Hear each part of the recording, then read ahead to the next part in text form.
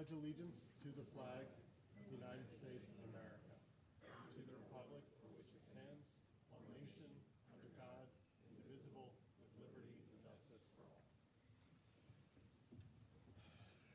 Kindly accept this as notice that the board met in executive session immediately prior to the meeting that we're having now. At that executive session, we discuss issues related to personnel. Let's move on to the accreditation presentation for the police department, presented by Chief Joseph Daly.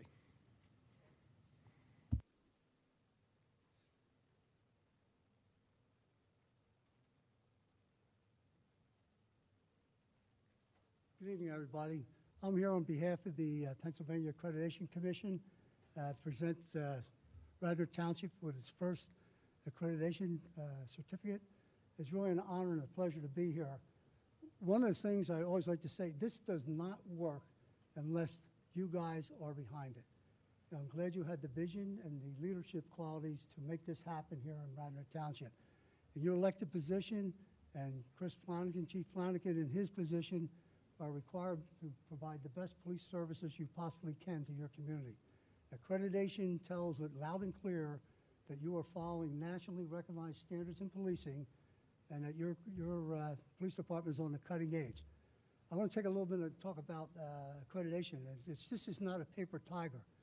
It probably took a year to about 18 months to go through your existing policies and to bring them in compliance with nationally recognized standards. This is not the end here. This is the beginning. The hard work now comes. For each standard, you have to show proof of compliance, 3 proofs of compliance for every cycle of accreditation. That's a lot of work. That's keeping your eye on the ball, and that's making sure that your community has the best possible police services you can give them.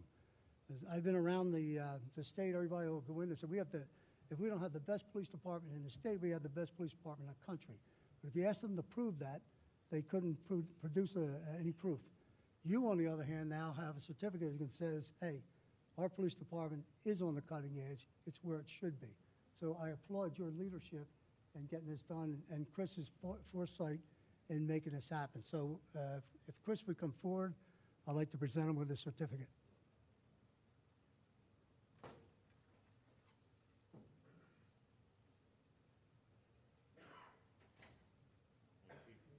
Appreciate it very much. Thank you very much.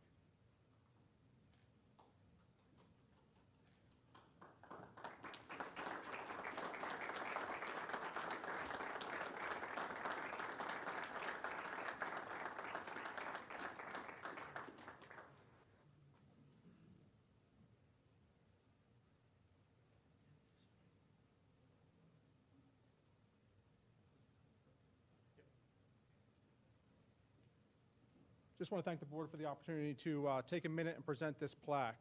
The one thing, if I can add on to what the chief said, there's over 1,100 police agencies in Pennsylvania. There's 147 that are accredited. So Radnor is joining, just about the 12, 13 percentile there in police agencies in Pennsylvania. And it's it's remarkable what they've done. And it's a commitment to continue forward with this process to ensuring that they remain an excellent police agency. And we hope this plaque reminds them of the effort and the commitment they've made.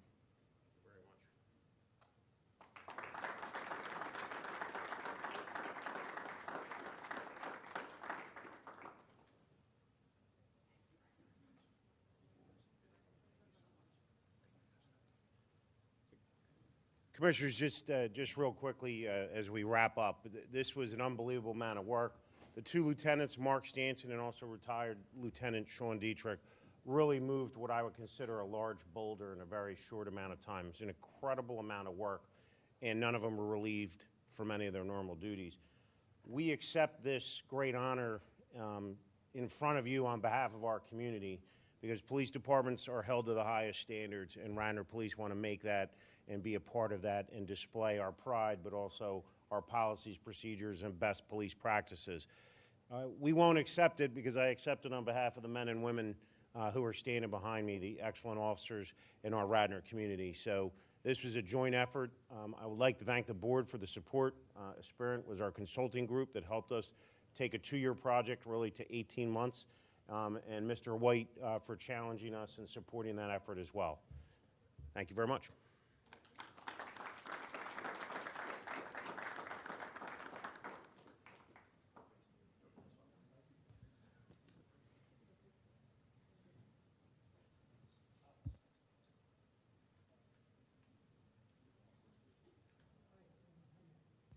Thank you, Chief. Thank you, everybody. Thank you, members of our phenomenal police force. I'm not in any way surprised, but I'm very proud.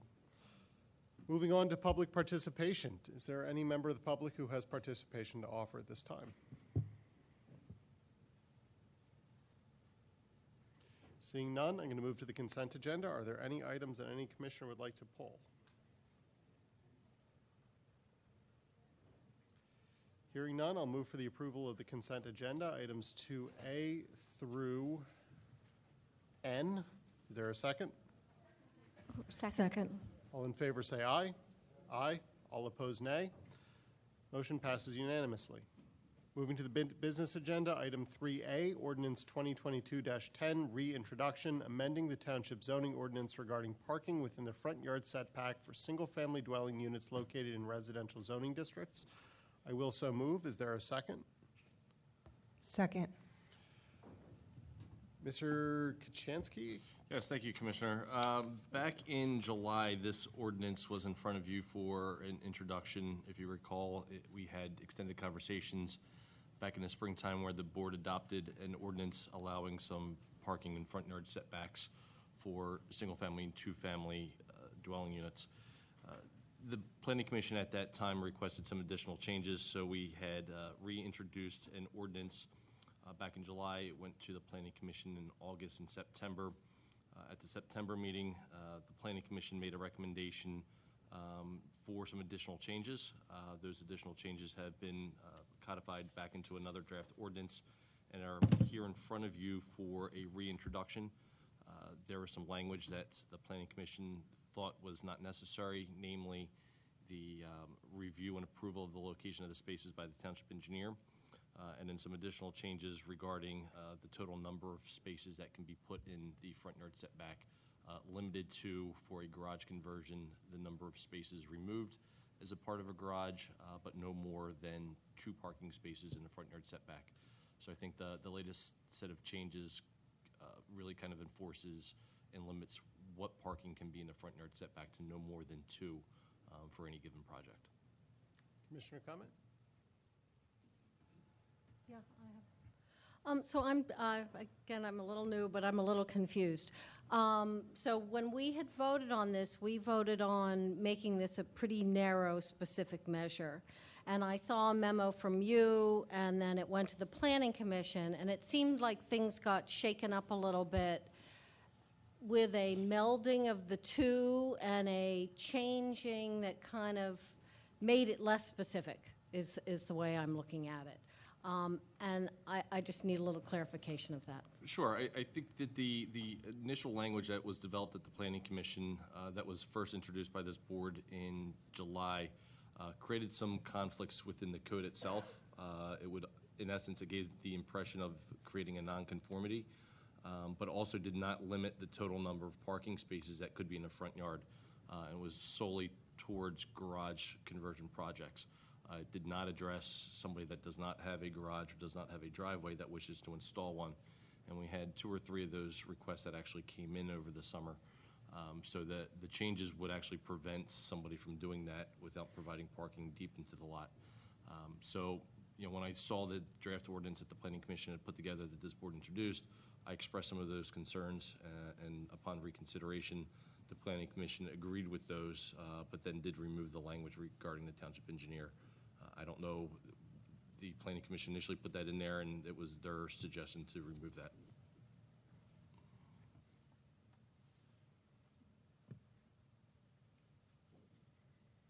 So I guess my concern is now we've put in a whole different group of an issue of, I mean, this was originally very specifically associated with garage conversion, and now it's not. Well, it does do garage conversions, but it also has a provision in there that would allow somebody that does not have a driveway or a garage, obviously if you don't have a driveway, you don't have a garage, that would want to put in a driveway. This allows them to do that without being penalized, but there would be no more than 2 parking spaces in the front yard setback. And we wanted to do that. I believe we do. In my opinion, we have instances where that would create a hardship. I don't think we have a lot of those properties that don't have driveways, but I think that it needed to be dealt with. And I think that the version that's in front of you is more specific and more restrictive than what the previous version was, because it limits the total number of parking spaces in the front yard setback to no more than 2. And the other versions did not address that at all. And I think that's the crux of what Planning Commission was trying to get at, is to limit so that people could not pave over the front yard.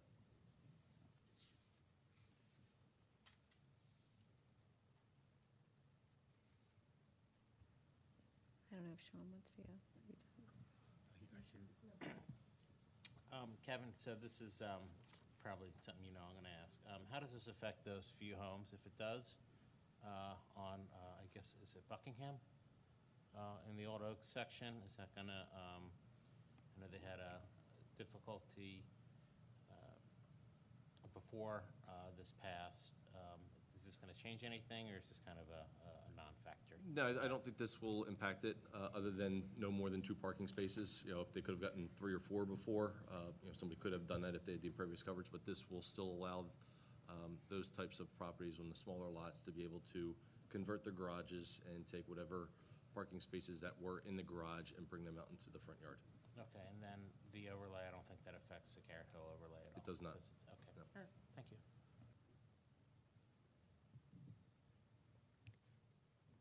So I'm going to join Maggie in my confusion on this, I guess.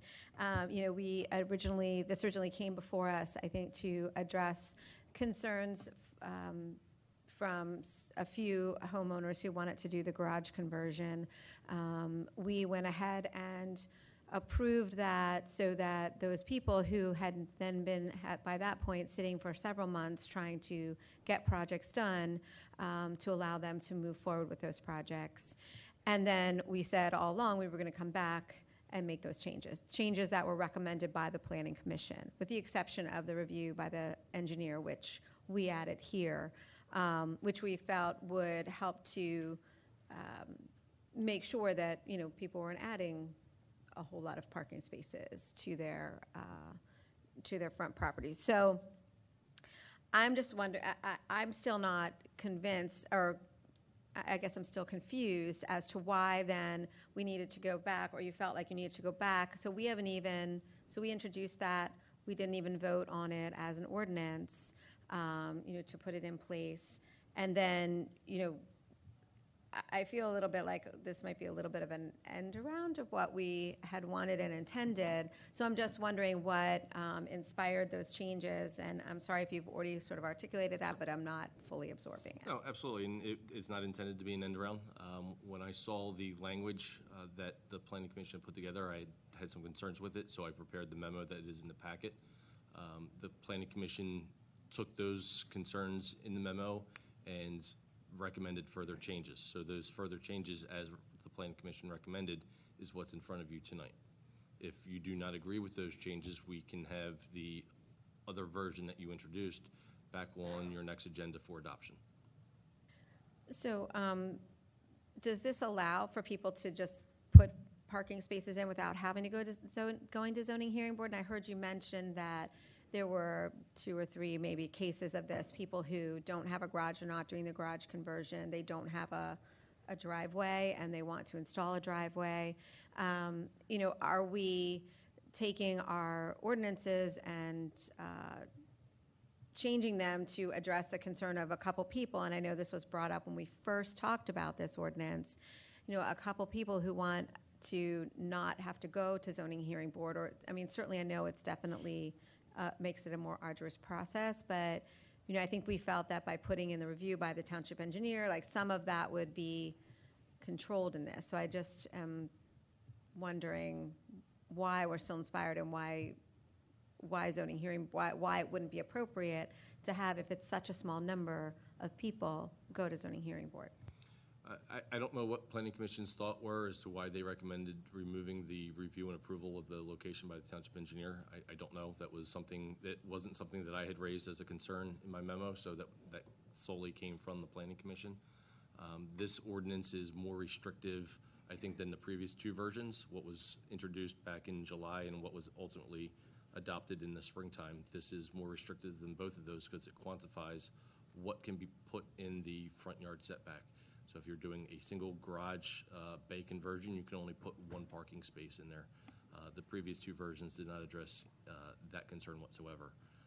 There is a second additional section in here that addresses those lots that do not have driveways.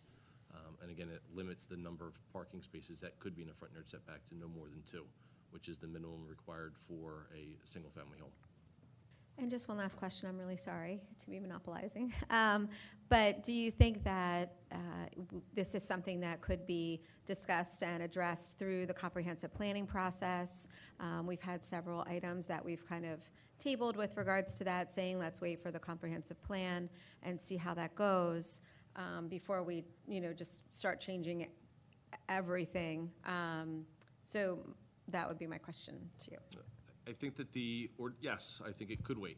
I thought that the ordinance that is in place now that was adopted by this board was sufficient to address the concerns that we were seeing, and any further revisions for that section could be addressed wholly after the comprehensive plan was done.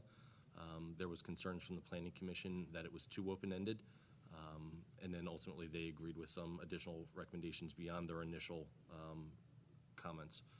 But yes, I think that is something that could wait. If there is concerns about people putting too many parking spaces in the front yard under the current code, this provision would limit that to no more than 2, or the number of spaces being relocated from a garage project. Thank you, that's it. All right, well, it's nice to be joining people for once on a issue where I have concerns. And I'll follow up on Commissioner Borowski's and Commissioner Meyer's questioning with a couple statements. We've been discussing this issue for now 6 months. Average 1 month per neighbor who's had a concern with this ordinance. So I feel like we're just spending way too much time.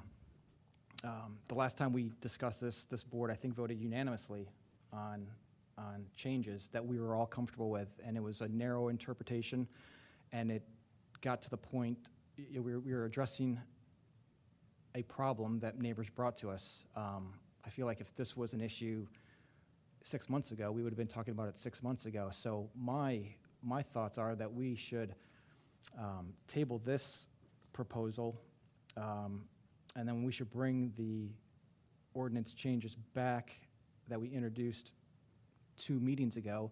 Let's vote on that and see if there's support from this board. If not, then we can go back and look at some of these proposed changes. But 2 meetings ago, we were all fine with it.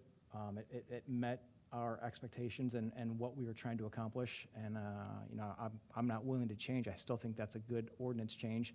And to Commissioner Borowski's point, we also have another shot at it if we want to do something during the comprehensive zoning changes. So again, to President Larkin, I will motion to table this resolution and to bring back at a later date if we so choose. Is there a second? I'll second that. All in favor? Aye. All opposed? Motion passes. Item 3A is tabled. Thank you very much. Moving to item 3B, Resolution 2020-102, Law Enforcement Intermunicipal Cooperation Agreement among the municipalities of Haverford Township, Marple Township, Newtown Township, Radnor Township, and Springfield Township. Participating municipalities are authorized to enter into a joint agreement for mutual police aid and assistance for driving under the influence enforcement, DUI, closed. I will so move. Is there a second? Second. Chief, could you tell us something about this?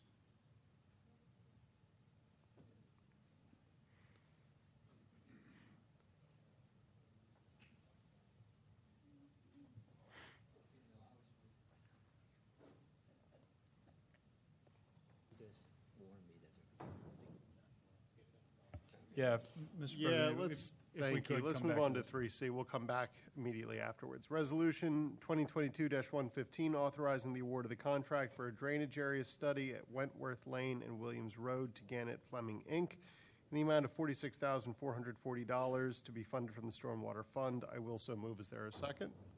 Second. Steve Norsini. Is this Thank you, Commissioner.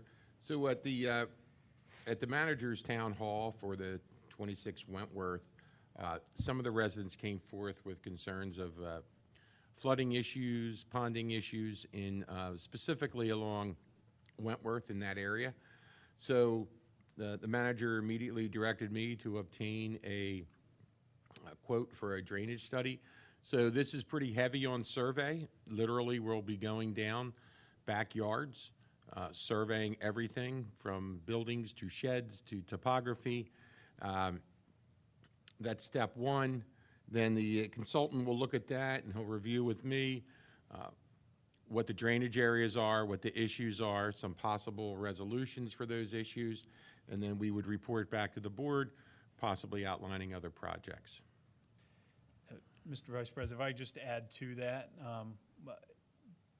just iterating that this approach to stormwater concerns in an area is not unprecedented. This is a similar approach that we've taken to some other communities or neighborhoods that have had, flooding concerns. So what we're doing here, what we're proposing here tonight, is consistent with how we've treated this in other areas as well. Commissioner, comment? Yeah, I just want to thank Steve and Bill for getting this on the agenda so quick. Thank you. This is for either Steve, and Sean, you can weigh in too. You know the area better than probably anybody up here. What's the flooding situation in this, on these streets? Like how often? Like is it the major storms like we see in other parts of the township? So, Commissioner, I can only tell you what the residents informed myself and the manager of, and I actually that night of the meeting went down to look at a couple of the properties. So the picture was of one of the properties that had, the backyard had several feet of water in it. So a lot of that could be with the way over time properties are graded. But the comment was also made that they feel, water comes off of Conestoga Road. So as the manager said, this is nothing new. This is what we do, right? When we get constituents with concerns, we act, and that's what we're here for tonight. So I don't know all the issues, and this is one way to look at in a very objective way what those issues could be, right, with a drainage study. Stephen, I mean, I've met you out during storms. This area wasn't even on your radar screen. Other than the area on Conestoga Road under the bridge, no. So this is something that's new to me, brought forth to us by the residents. So, like I say, this is what we do. We act on these and determine what is the problem, if there is a problem, and what a solution could be. Yeah, no, and I'm not saying that it's not an issue. I'd be more comfortable supporting this and spending on a survey if you had eyes on during a storm and could better articulate where you see the problems and what you see happening. I'd almost... Commissioner, I did, the last heavy rainstorm we had a week or two ago, I was in Garrett Hill. I did look at some of the areas. So I see areas of ponding, and that was not a major rainstorm, right? That was just a storm. In the backyards, I have some ideas of how it may be coming forth, but that's what this study would tell us.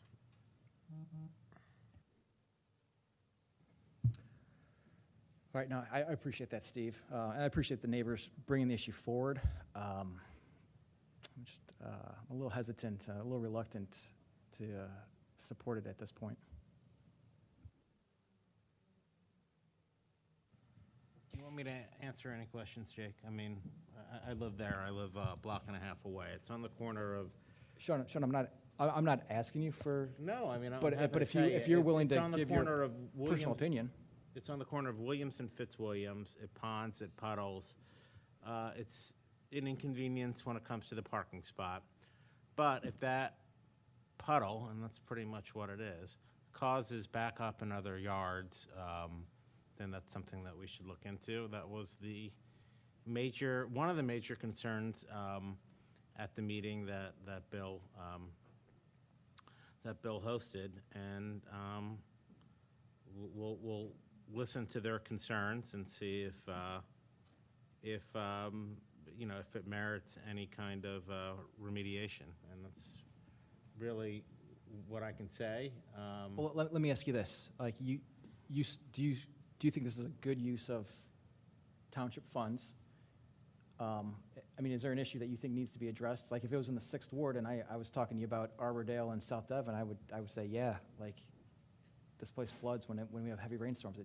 Something needs to be done here. Like, do you have that same assessment? So I'll answer it by saying that I was the only commissioner that didn't vote for the $15 million stormwater plan, the bond, and certain neighbors had 10 years to bring this up, and they never did, so it gets brought up afterwards. So I'll just leave it at that.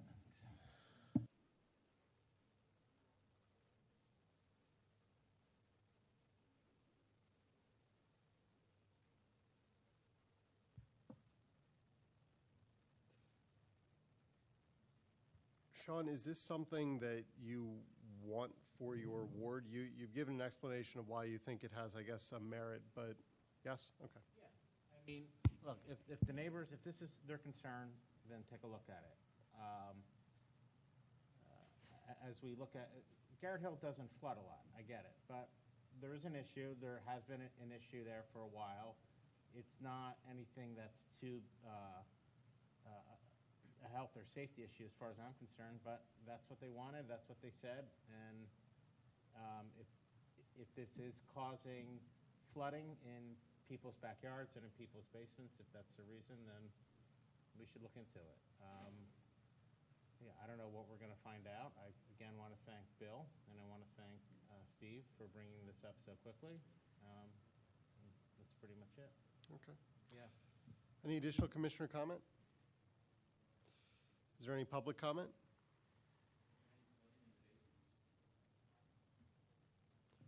So you're welcome to come up and give comment. I couldn't answer your question if I wanted to because I don't know. We don't normally answer questions at all, but if you want to give a comment, this is the place to do it. We don't have a microphone for you from there. Sarah Pilling, 29 Garrett Avenue. In my almost daily walk, part of it is down Williams, and there's almost always water in the gutter on Williams, which is sort of the end spot because it goes from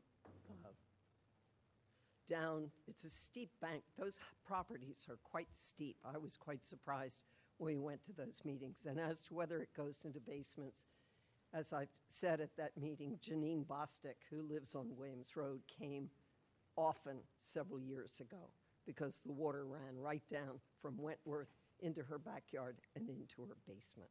Now, she did some regrading and was able to divert it because she was ready to leave.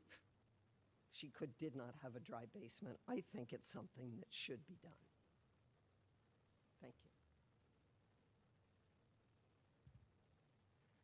Is there any additional public comment? Hearing none, I'll call the vote. All in favor say aye. Aye. All opposed, nay. Motion passes unanimously. Chief, moving back to item 3B, Resolution 2022-102. We do have a motion and a second. Could you bring us back in? Thank you, Commissioner. We're asking for this joint agreement to be approved. Just to let the community and the Board of Commissioners know, we're part of a joint task force. We team up through state-funded grant money for DUI enforcement, and we will go out, I believe, to the 8 municipalities that participate, and we will do joint events, which are, large labor activity. This permits us to go over borders, participate in the grant. Mr. Rice and his team have reviewed it, and that's where we're at. We have done this for many, many years. This is a more of a formality, making sure that it is transparent on what we're up to. Commissioner comment? Public comment? All in favor say aye. Aye. All opposed, nay. Motion passes unanimously. Thank you, Chief. Item 3D, authorization to receive sealed bids for tree trench installation at various locations in North Wayne at an estimated cost of $420,000 to be funded from the Stormwater Fund number 4.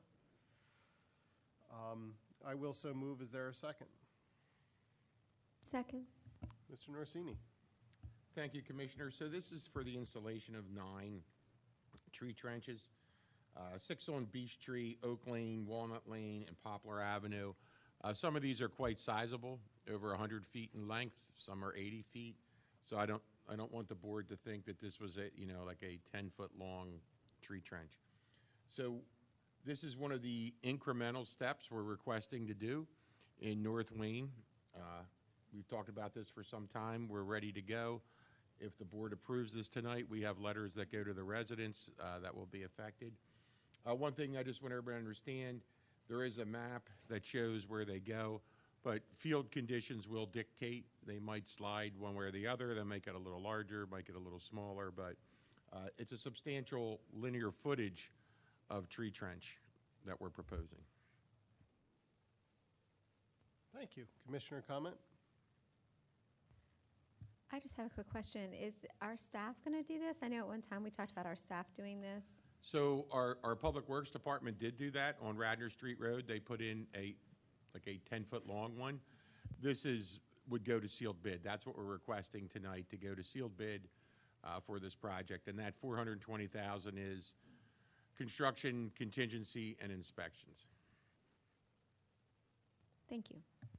Yeah, Commissioner, if I could just add to that, it's, this, as Steve, or as Mr. Norsini pointed out, it's pretty labor intensive. We're hoping to get these trenches installed if the board so approves. I'm sure our Public Works Department could do it. It's not a lack of confidence in their guys and their work. It's a matter of resources, and they've got their other jobs that they're working on. And this will be, as pointed out, a lot of linear feet of trenches, so it'll be more efficient and installed sooner by going to sealed bid. Question? Jack? Question? Commissioner Larkin, thank you. Mr. Norsini, can you just educate me a little bit about the trenching idea versus individual holes for each tree and underpinnings of the sidewalk and that sort of thing? Sure, Commissioner. So that's part of the reason the estimated cost of the project is what it is. There is actually a detail in there, and it notes, so what we do is we went all through Wayne and found locations where we would remove the sidewalk and curbing and the little green verge. In that, we would put geotextile fabric, stone, and a pipe, like a perforated pipe, and in the middle of that, or space throughout that, trees. And then the curb and the sidewalk go back. So the idea is, as the rainwater comes down the gutter, it goes into these, goes into the stone and gets dispersed. So aside from that, we get a little bit of infiltration, we get a little bit of storage, we get new trees that are appropriate for the area. The trees grow, evapotranspiration from the trees, stormwater management, BMP. Thank you.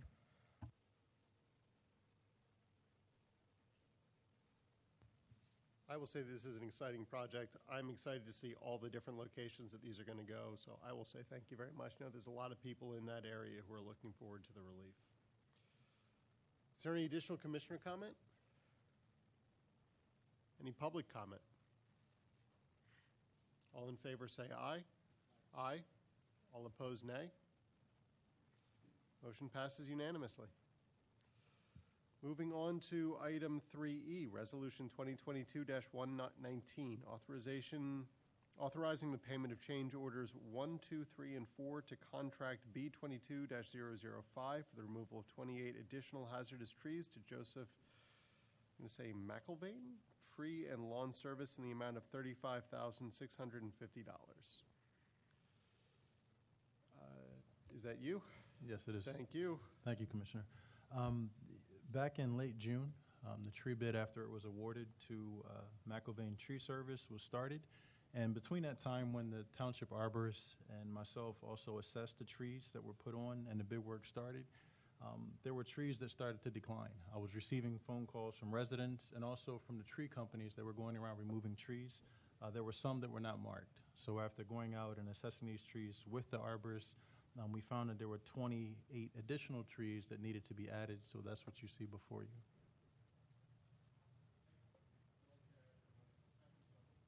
Awesome, thank you. I don't think that I asked for a motion in a second, so I will so move. Is there a second? Second. Any commissioner comment? Any public comment? All in favor say aye. Aye. All opposed, nay. Motion passes unanimously. Moving to item 3F, Resolution 2022-85, providing property tax and rent rebates to certain eligible residents. I will so move. Is there a second? Second. I will hand this off to Amy Lacey, our Assistant Finance Director, who is, as soon as the state passed the law, I think midsummer, allowing for this, Amy and Bob worked with the treasurer and coming up with an ordinance that's ready for public discussion tonight. So, Amy, please take it away. Thank you. Sorry. Before you is a ordinance enacting a property tax rebate program. This program mirrors the state's program and the school district's program. The state has been offering this program since 1971, and the school district passed it earlier this year. It provides rebates on taxes based on a total annual income, which must be less than $35,000. For those individuals 65 or older, and there's some other requirements that are also in the resolution as well.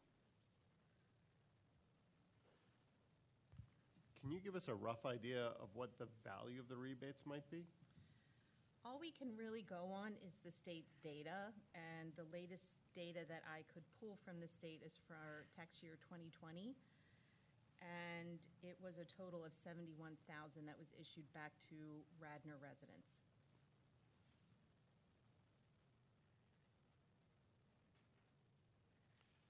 Commissioner comment? I have a question. So I'm a little concerned with the genderification of this ordinance. The widow, widower, I mean, are you mirroring the state? Yes. So that's how they have it phrased Yes. in there? Mm-hmm. Okay. Is this material different than what was there before? Was there anything there before? Did the township ever offer this before? Yeah. No. So there was not been, I know that there's a Homestead Act and all these things that Right. This is. I get and I Mhm. throw out because I'm not a farm. But This is a new program for this Radnor is Township. a new program. So, and that's what so you're estimating it about 71 to 75? Based on the state's data, the latest data from the state, yes. Okay. So it won't be material when it comes to the budget? It should not be, no. Okay. Have we run this past our tax solicitor for uniformity issues? Yes, we can, if you would like us to, absolutely. Well, we haven't yet. We have not yet, no. John Rice did look at it. Okay.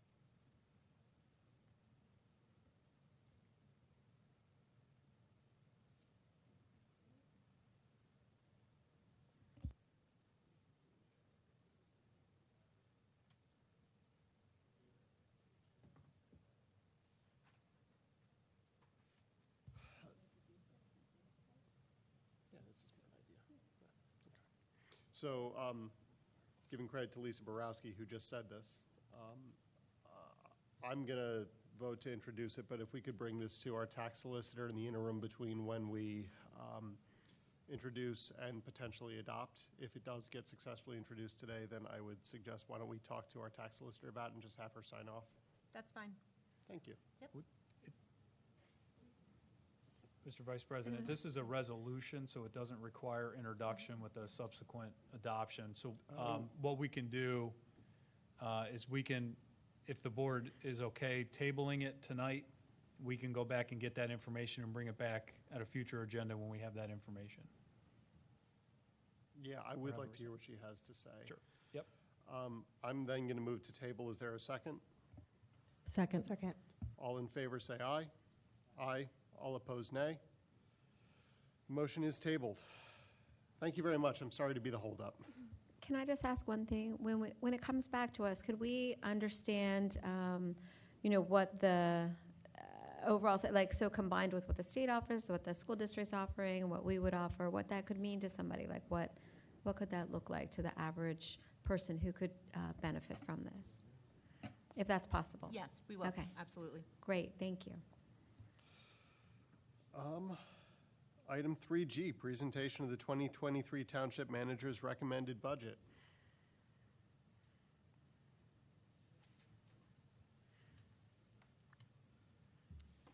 All right. Let's hope this all works.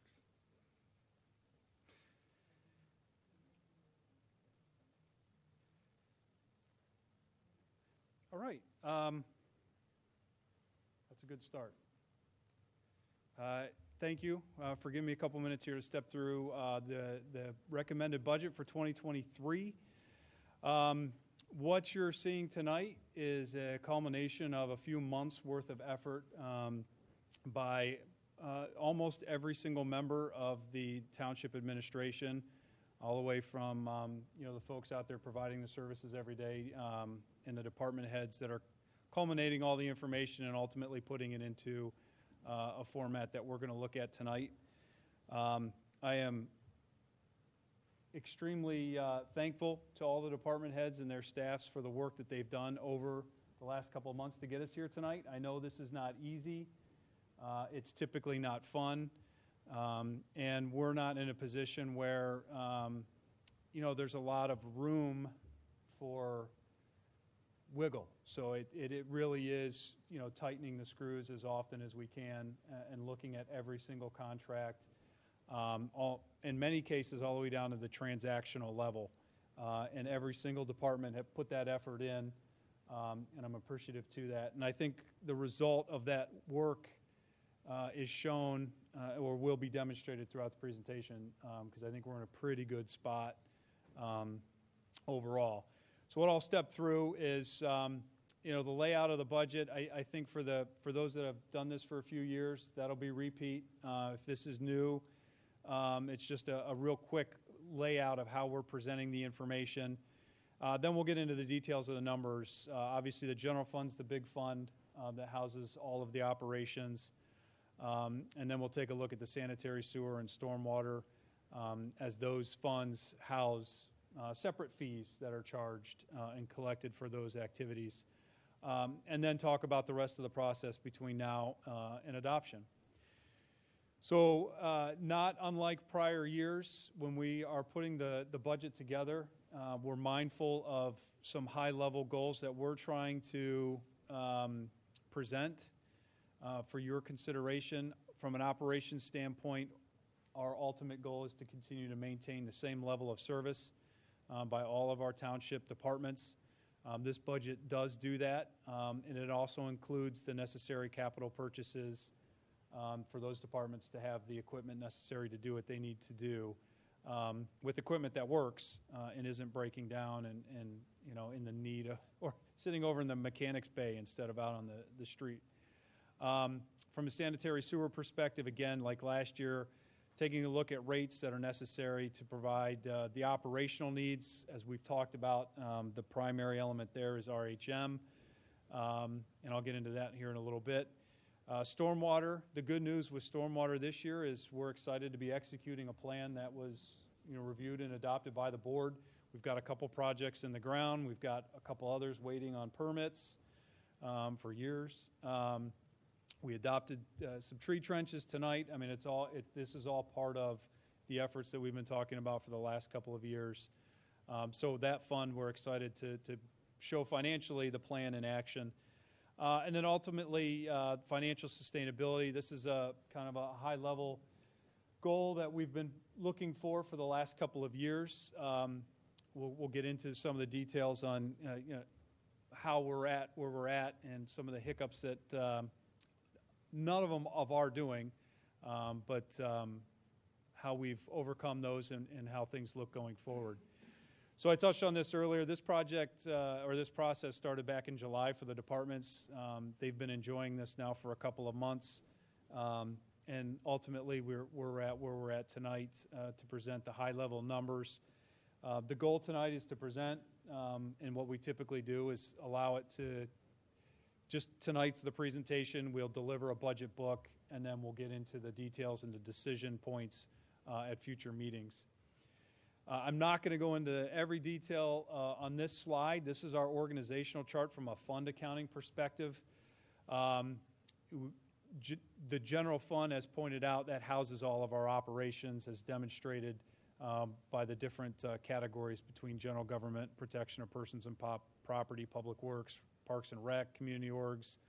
And then we have our special revenue funds. We've got a whole list of those. Each of those have a special, well, by definition, it's a self-settling set of accounts based on a special purpose. Examples include sanitary sewer, stormwater, shade tree, liquid fuels, park and open space, park impact fee, and those types of things. The budget book itself includes a high-level executive summary. For those that don't want to read what will end up being a little over 100 pages of detail, the executive summary is a good place to capture the gist of the budget in about 5 to 10 pages.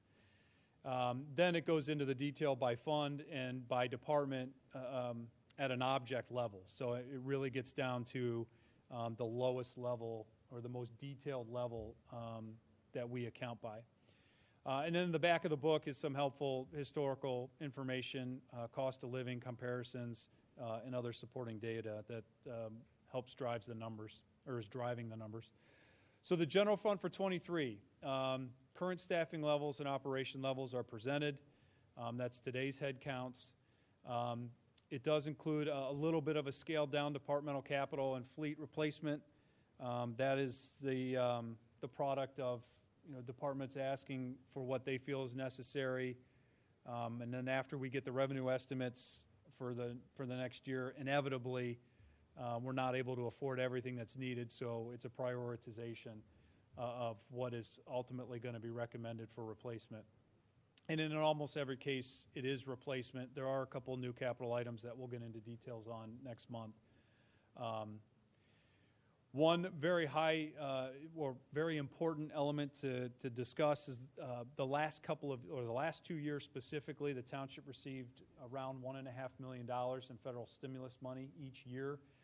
If you'll recall those budget conversations, while we were looking at deficit situations, that stimulus money bridged the gap and got us through both of the years. In 2021, it actually helped us generate a little bit of a surplus. This year, it was needed on a budget basis to get us pretty much at break even. But in 2023, that money is not available. So that's an immediate reduction in revenue estimates. We made up for it a little bit with, as we're describing, more aggressive Act 511 in permitting revenue estimates. I'll show you the details here in a minute. You'll see that while they feel aggressive to us, they're still in line with where actuals are coming in. Usually we're a little bit more conservative. Again, for those that have been here for a few years, you know how volatile those revenues can be year over year. But we're confident in presenting the numbers where they're at based on the actual activity, and to be perfectly honest, based on the resources that we have in-house now that are managing this on a daily basis, that have taken that program from an administrative level to much more particular levels. Just having someone in there every single day managing this has proven to be very, very valuable. And that's appreciation to the board back in 2020 for approving that position. And a shout out to Michelle and Ruth, who are absolute superstars for our administrative team. the bottom line, the general fund as it's presented tonight is upside down or has a deficit of about $483,000. And we'll talk about options to balance that over a little bit here tonight and then in more detail over the next couple of meetings. From a revenue perspective, there's a lot going on this slide. This is probably better consumed not in real time, but quickly, these are the general fund revenues. This is 2019 annual comparisons, including the 2023 estimates that we're providing tonight. This is a quick delta between 2023 and then what we have as the 2022 revised budget. You could see grants and gifts are down by $1.5 million. That represents the loss of the federal stimulus money.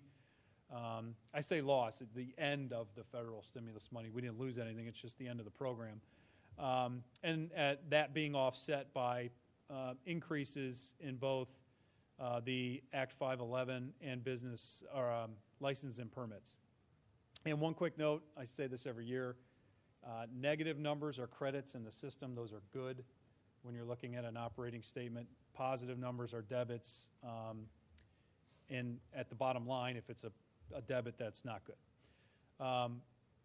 A little bit more information here, just showing you how our revenues are made up in a pie chart so you can see how they relate to each other in size.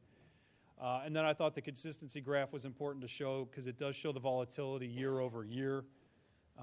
Obviously, 2020 was a bit unprecedented in what occurred and the losses that we sustained.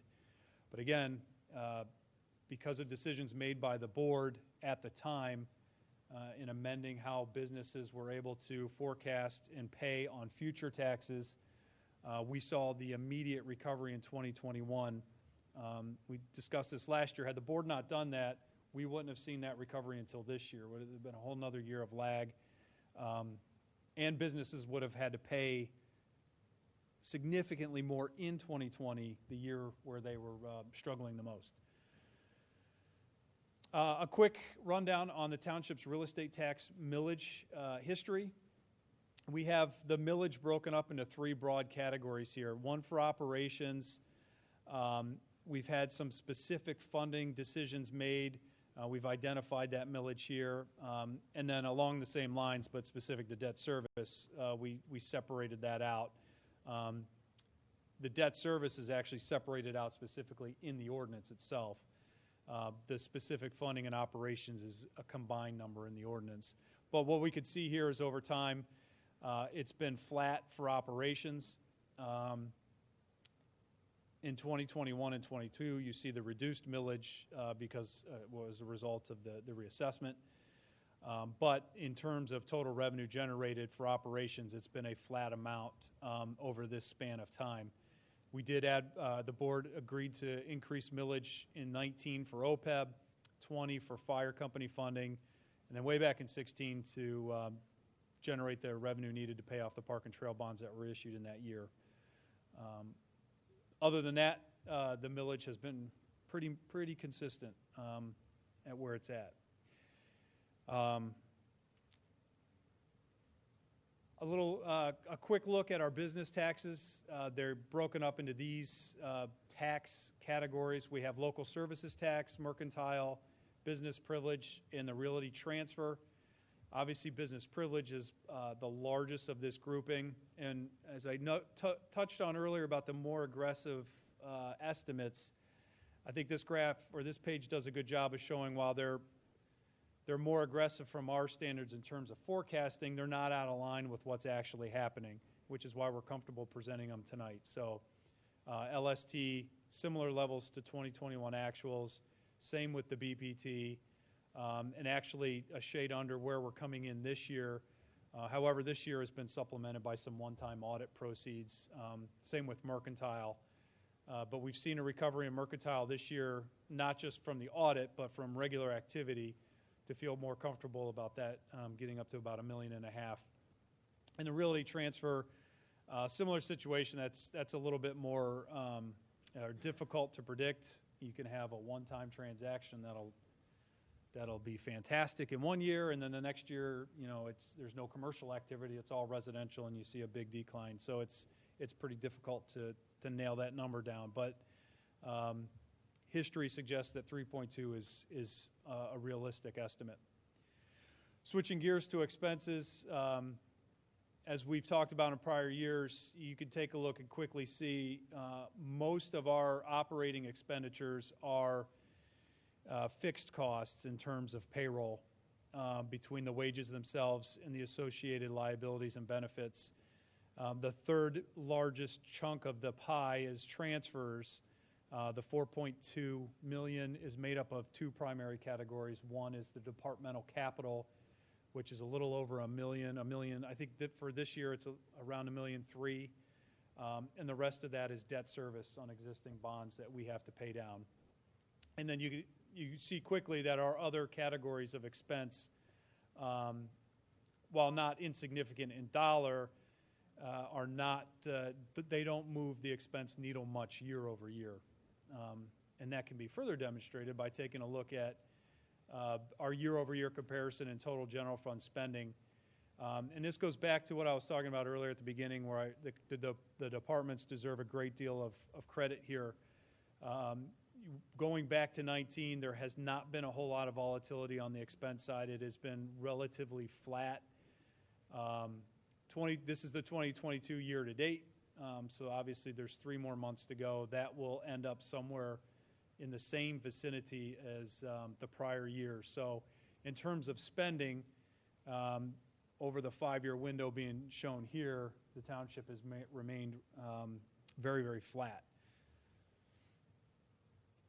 Again, this is another slide that we use internally when we're looking at the budget to analyze the numbers. I thought it was helpful for when you've got time and are offline, you can dig into a little bit deeper. But this shows quickly, department by department, what that same multi-year comparison is, just broken down by department.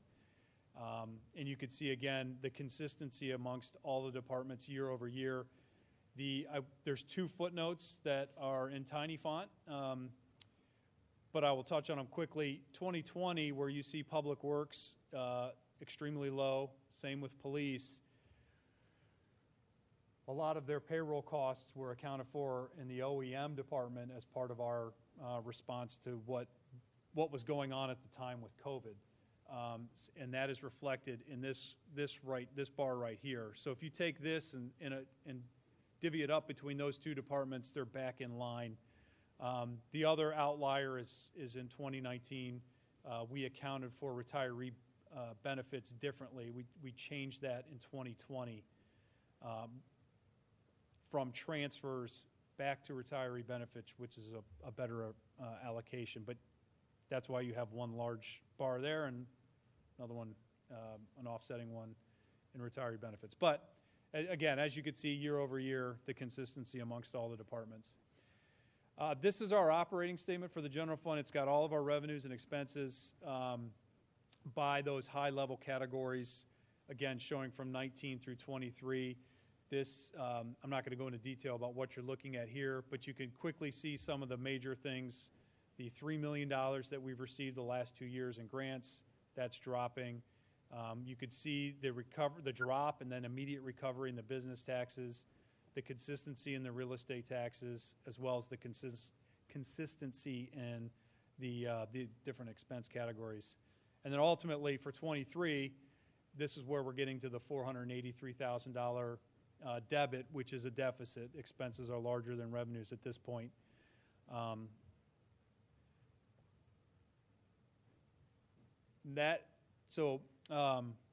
Everything presented is at the base level. That's today's operations, forecasted again for next year. If you recall the last couple of years, what we then do is we take any modifications to that, additions, subtractions, things to be considered for the following years. We have what is being proposed as a real estate tax millage increase of 0.1028 mils. That equates to 4.5%. That would generate $646,000. We have continued efforts through Melissa in getting grants to offset other existing expenses, so we're recognizing that here. On the expense side, at this point, the only modification that we're building into the budget is consideration of a facilities bond. This was discussed briefly last year at the same time. Ultimately, it was not part of what was approved by the board. We've had another year to go through those facilities, refine the numbers, and would like to present that as an additional element for 2023 and get into those details next month. With all of those, with those three modifications, we get to a positive $153,000 bottom line. And as we always do, check for our cash balance or our fund balance compliance, and the general fund would be in compliance, as it has been in every year except for 2020, as we knew because of the COVID situation. Going into a little bit more detail about what that real estate tax change might look like, this table here breaks that down from the township's total taxable assessment is just under 6.2 billion. Am I getting my commas right? When you break that down into a millage, well, from there, the average household is assessed at $305,000, the median at $251,000. When you break that down into a tax base, 0.1028 mils generates the $463,000 that I touched on earlier. And then based on those assessments, this is the average cost to both the average and the median household in Radnor on an annual basis, and then broken down per month. And then the bottom line down here just shows or reconciles what the real estate tax is at today's millage versus what it's being calculated at with the increased millage. And again, you get the $646,000. So to reiterate why the increase is being proposed, you know, we're looking to cover the operating deficit that exists in the numbers as we've narrowed them down. We're also looking to start to address capital. And then the other piece of this that we've talked about in prior years, but I'd like to continue the conversation, is historically we have gone years and years and years with no tax increase, and inevitably we get to a year where there's a breaking point or a big tax increase needed. Part of the conversation for this year's budgeting on going forward multiple years is a concept of very, very small and incremental increases with some specific goals that I'll get into now. So over the last couple of years, we have introduced a 5-year forecast. I have that here that I'll jump to here in a moment. The forecast includes, like I just touched on, some small annual real estate tax increases. We've got them in there at 175.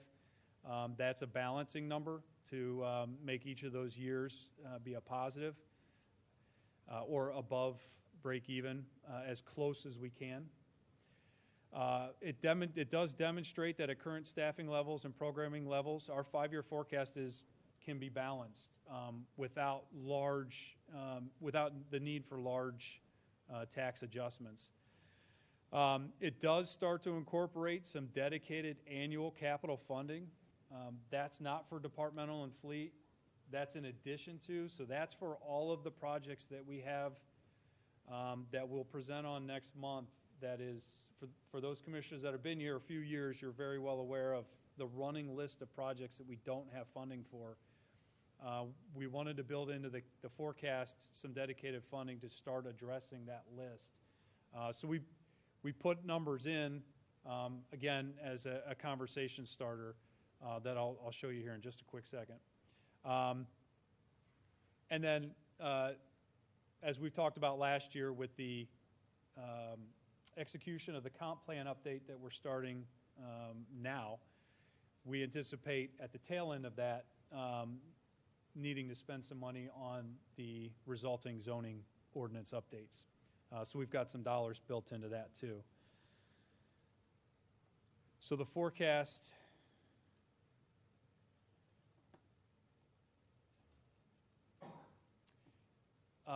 this is the live spreadsheet, but this is our operating statement as it was just shown in the other slide with our revenues and expenses. This is the 483, if you could see that down here, it's the bottom line. When you scroll and get a look at our out years, even at the base level, we're not that far off. Some years of deficit, some years of surplus, but floating, a little bit above and below the line. When you come down to the proposed modifications, you get the revenue generated by the small tax adjustments each year, which is a little over $220,000 per year. That builds in the ability to fund the zoning rewrites, which we have estimated at $250 spread over 2 years. But here's where we start getting into the capital part of it. We have $400,000 built in 24, and then incrementally ramping that up by $100,000 per year over the next 4 years after that, to where it's we start getting to $700,000.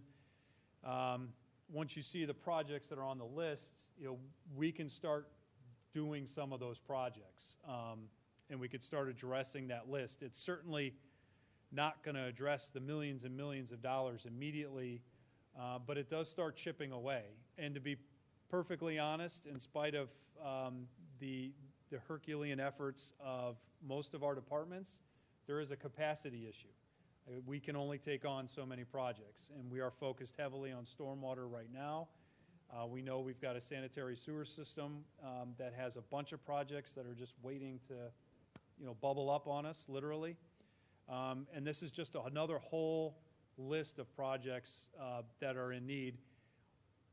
And again, we'll present what these projects are and what the dollar amounts are, but you will find that most of these are replacement of current assets. It's not an expansion of our infrastructure, our parks, or those types of things. There is some of that, but for the most part, this is replacing existing assets. And then the last piece of that, what's being shown as modifications, would be the full estimated price of a bond to address facilities. I'm proposing the facilities as a bond versus a cash capital is just given the need in some of the facilities being a little bit more urgent, where a bond will give us the proceeds up front and allow those projects to get going right away instead of waiting 4 or 5 years. And the facilities that we're looking at are the Public Works Garage, a little bit in this building, and then we've got the Willows Cottage, and then we've got Sopizio Gym. Each of those facilities is in need of decisions and funding. And at the end of the day, with what's being proposed is, again, we've got surpluses, and these amounts are far enough that give some wiggle in our revenue for some volatility, but comfortable enough to have a conversation about. And then obviously with surpluses, it means that our fund balance policy will be in compliance in each of those years. The other nice thing about the forecasts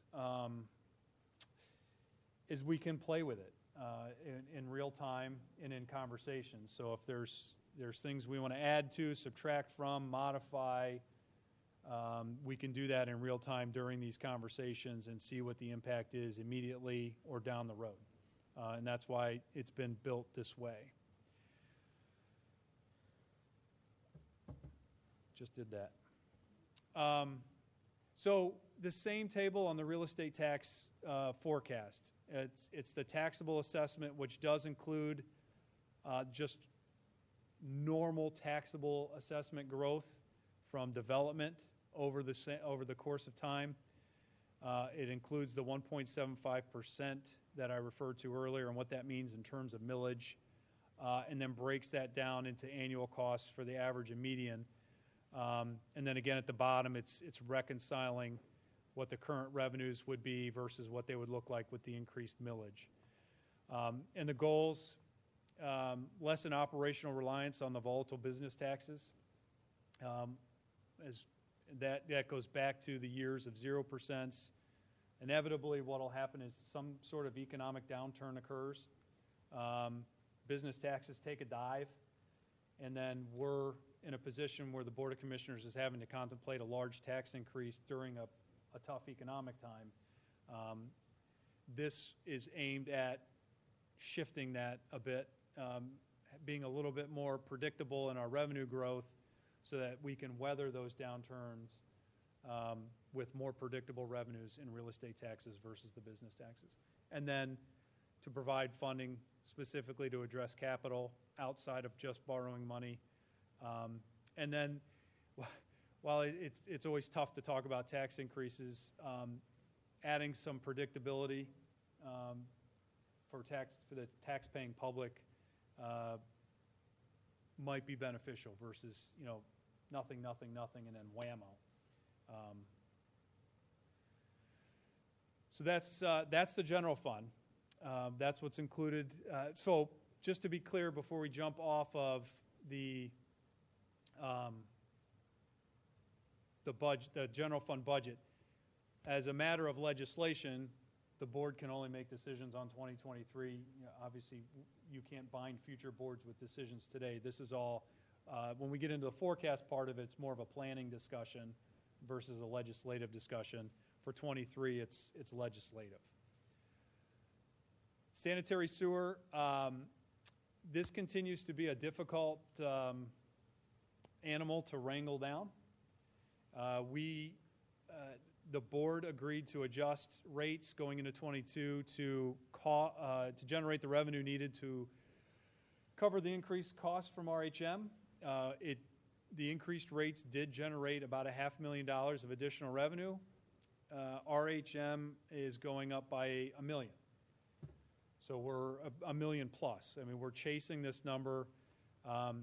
It's on this line, which may be difficult to see, but 2019, the actual expense for RHM was $3.7 million.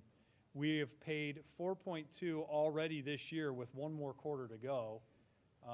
And in talking with RHM, they anticipate that quarterly payment to be another 1.2 to 1.4 million. So we'll be up well over $5 million, which is more than a 50% increase in a 3-year window. Right now, there's what I'd like to do. We haven't had a chance yet as we've come to grips with what these numbers look like. I'd like to have an opportunity to meet with RHM, get a lot more detail on what's going on so we can better predict what might be coming next and why these numbers are doing what they're doing. What we've been told so far is it's flows and downstream impact. So RHM's reacting to costs that are being passed down by Delcora. And, at the end of the day, we are at the end of the food chain, and the rates are rolling back, our way. But at this point, the sanitary sewer fund is showing a $1.2 million deficit, which would require a fee of $10.54 to break even, or general fund transfers. There's not enough cash to absorb that kind of deficit. There's more work that needs to be done here before we have that kind of conversation. We're not there yet with RHM. That's the next step. But it's a tough budget to nail down. And that, honestly, Steve or Mr. Norsini and I have had conversations. This doesn't address one pipe in the ground. This is all just to keep things flowing, which we know is another issue that our system is in need of. Switching gears to a little bit better news, the Stormwater Fund, as discussed at the beginning, no fee change for 2023. That's consistent with the plan that the board adopted, and we are continuing to move forward with funding the projects. You'll see the $10 million borrowed in 22. We've got most of that money obligated in various capital projects identified down in our capital improvements numbers below. There's while we're showing a $3.9 million spend down, that's a spend down of bond proceeds. It's not a structural problem. That was actually part of the plan, is we had enough cash in there to move forward with the plan without adjusting fees for the foreseeable future. So for 2023, that is the case. So the $29 per unit fee should stay the same, quite honestly. So this is the budget calendar, a highlight of the budget calendar that was approved by the board in August. Tonight's the presentation and overview. We can either do at regular Board of Commissioner meetings, or if the board wants to schedule a special meeting to get into the capital and the facilities plan presentation. I've got the regular meeting dates plunked in there. I can work with the board leadership to nail that down and solidify what the October calendar looks like. But right now, the 17th and 24th are the two regular meetings in October. And then ultimately, the goal at the end is to introduce the budget November 14th and adopt the 28th, which does give us a meeting into December if needed, if there are any, if we get hung up on any issues between now and then. That's the calendar the rest of the way. And again, just reiterating the kind of the long-term sustainability and the high-level issues that we were thinking of in preparing everything that I just presented. Aiming at financial sustainability for the township, starting to address capital funding, and then making sure that we have adequate staffing and programming levels to continue to offer the services, which is what our folks do every day. And that's it. Thank you. Can I ask just a couple brief questions? Sure. I'm available. Thanks. However you'd like to proceed. Can I? Thanks. Sorry, because I have to head out. I have pick up my son at 8:15. Okay, so has the budget accounted for any inflation increases? Have you? I mean, do you have a set target that you're kind of ratcheting toward, just in case? I mean, where is that? The variance, and we're not looking for a worst case. I'm sure you have a good case, what you expect in a worst case. Where are you there? Yep, absolutely factored into our numbers. The good news is that the items where inflation might hit us the hardest are also very small in terms of their percentage of the budget. So gas, oil, those things, we've accounted for that inflation. They're sizable increases next year versus what we're spending this year, but they're in those numbers. In terms of the rest of our operations, the inflation and its larger impact of the economy actually impacts us more on the revenue side, with businesses scaling down. Okay. We haven't seen that from the business taxes yet, but on the expense side, most of what we do are in rates that are already contracted. And you see most of them, so it's the copiers, it's the this, sure. It's the that. Those are all fixed prices going in. That's my next question or point, that if you get X amount in mercantile tax, and even if those vendors are raising their rates X percent, it's not going to trickle on down to us at 0.03 mils. So it's kind of a losing. It backs up quickly. Yeah. So just two more questions or two more points. So I know that a lot of times when you do this, you budget employees, whether they're on the books or they're not on the books. And then I know, like, for the comprehensive plan, don't quote me on the number, I think you budgeted, I'm just going to say 200,000. We did, that's the number. And it came in at like 180 or 160. Is that, let's just say 20 grand, is that not factored in there? I mean, like, so my question is out of that, and I'm guessing it's like 480,000, the shortfall, like, what's the real number, so to speak? Well, so two things. First of all, with regard to payroll, that's a good observation. It's probably one I should have pointed on. When we budget for payroll, we're doing so assuming that every position, every head count is full from January 1 to December 31 at full price. Inevitably, what happens is, between folks leaving, retiring, there are gaps and variances. So usually we end up a little bit below that. It's impossible to predict. It's usually not much, because it would take a lot of positions to generate a large variance in that number. It's pretty fixed. Then the things like the comp plan and other initiatives that are estimated, the numbers that we put in there are the real numbers. The departments know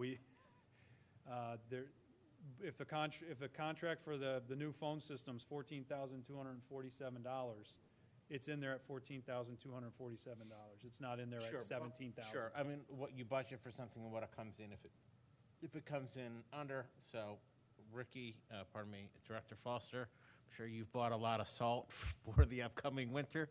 Hey, if it's a warm winter and we don't have a lot of snow, that's going to be obviously a cost savings, correct, for next year? I'm assuming that that's just my point. Sure. And then the final thing is just more of an observation. If it's a 4% or even a 10% Radnor, property tax increase, if it comes down to $11 a month to have our great parks and our great police, like, I am for it. For me, that's an easy sell. It's that when you couple in with the every year the bulk of the tax bill, which is typically the school board, which is 2.5% almost every year religiously, that's the tough bill to swallow. And I know that's not you, it's not this board, but when you look at things in aggregate, which is people look at their mortgages, they don't break them down as much, and that's just my observation. But thank you, and it was a good report, and thank you for that, Bill. Is there any additional commissioner comment? We're going to be doing this more than once, and we'll have a draft budget the next time we come back, hopefully, maybe, or a time we come back. Yeah, it'll be, you will receive the actual budget document. It'll be published electronically. I don't think we nailed this week. Yeah. I was going to give you a day. We'll give you a whole week soon. And then you'll get the hard copies like we do every year. Save a tree. Just unless give you me a don't want them. PDF. Yep, I know you're an electronic person. So, yeah, that'll be this week. Future discussions will be specific agenda items if they're part of this meeting, or if it's a special meeting. We'll know exactly what we're covering when that gets scheduled. So I like a book. I know it's terrible, but I do. So I like to write in it.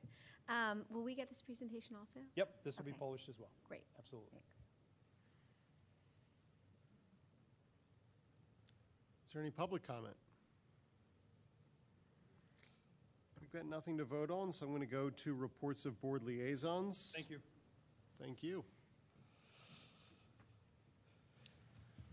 I don't have anything for Parks and Rec, but Tammy, you're here. Do you want to give a quick little rundown of what's on the agenda? Sure, we have a busy October coming up. We have the Fall Harvest and Great Pumpkin Patch event happening at the Willows coming up on October 2nd. And believe it or not, this event is actually in its 10th year. So it's exciting. We're seeing a lot of the events coming up on their 10th year here in the next year or two.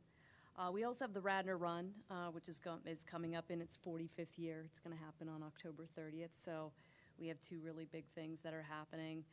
We also have a new nature programming for preschool activity starting. Just trying to get the dates up on that. I believe one of them is Friday, October 28th.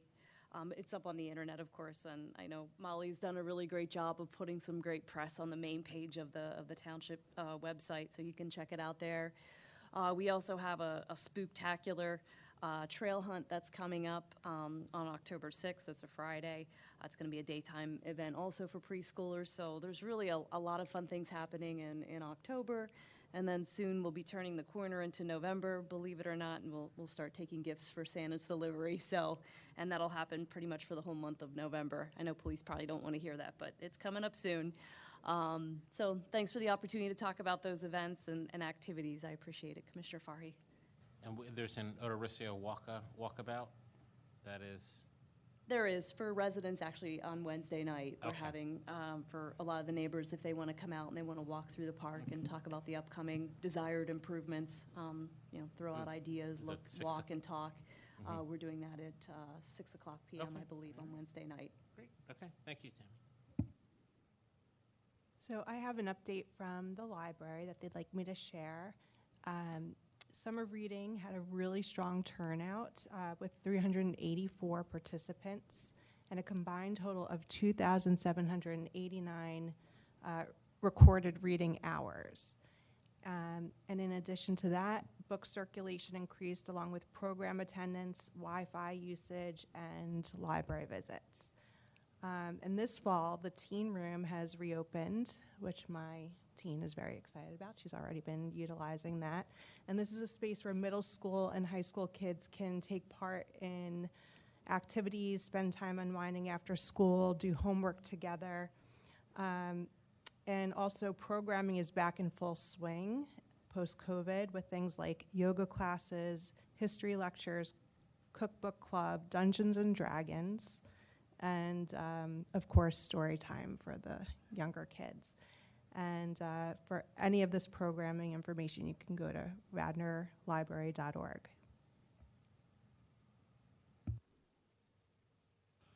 Quickly, tomorrow is the first meeting of the working group that is working on revisions to the township's existing wards. We're going to get started at 7 p.m. We're going to go ideally until 8 p.m., which almost certainly means 8:30 p.m., but we'll see.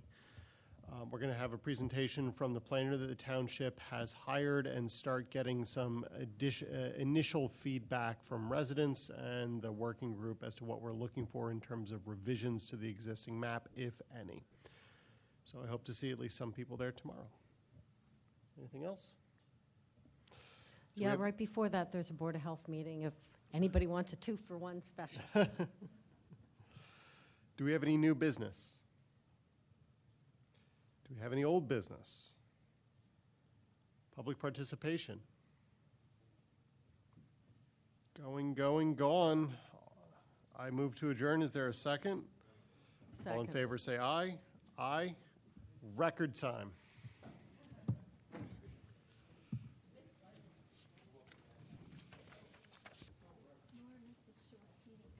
Right?